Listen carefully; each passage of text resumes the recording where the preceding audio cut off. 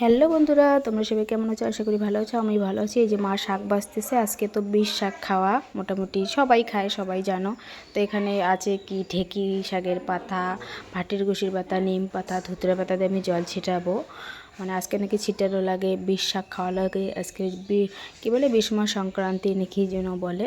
তো মা এগুলো তুলে এনেছে, তুলে এনে আমাকে বলতেছে জল ছিটাতে। যে আমি জল ছিটাচ্ছি মায়ের ঘর থেকে শুরু করলাম। মায়ের ঘরটা একটু শেষে তো কোনারে, তো আমি জল ছিটাচ্ছি। পুরো বাড়িতে এগুলো দিয়ে জল ছিটাতে হয়, তারপর এগুলো রাস্তায় ফেলাই দিতে হয়। এগুলো বাড়িতে রেখে রাখা যায় না, এরকম করে ছিটানো আর কি ভালো। তারপর দেখো মা মন্দির মুছতেছে, গোপাল আমি বড় মন্দির মুছতেছি, আর বর আমাকে রাগাচ্ছে, তাই আমি একটু রাগ দেখাচ্ছি। এই যে ক্যামেরা ধরেছে ও। তো আজকে সবজি হবে শাক, বিষ শাক, তারপর ডাল হবে, সজনা হবে। তো দেখো এই যে শাক ধোয়া জল, এগুলো দিয়ে নাকি চোখ মুখ ধোয়া লাগে, মাথায় দেওয়া লাগে মা বললো, তাই আমি দিতেছি। এগুলো কলের পাড়ে রেখেছি গামলার মধ্যে।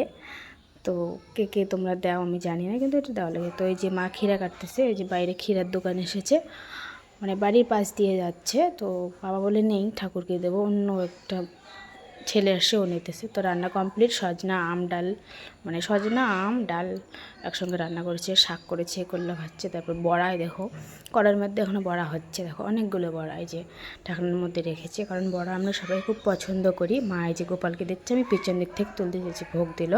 তো দেখো শেষ। এই যে মা বাবা খেতে বসেছে। এখন বর তো আসেনি, আমি খাবো। মেয়ের সঙ্গে মরিচের আচার নিয়েছি। কার কার পছন্দ লঙ্কার আচার কমেন্টে জানি। ভালো থেকো বন্ধু।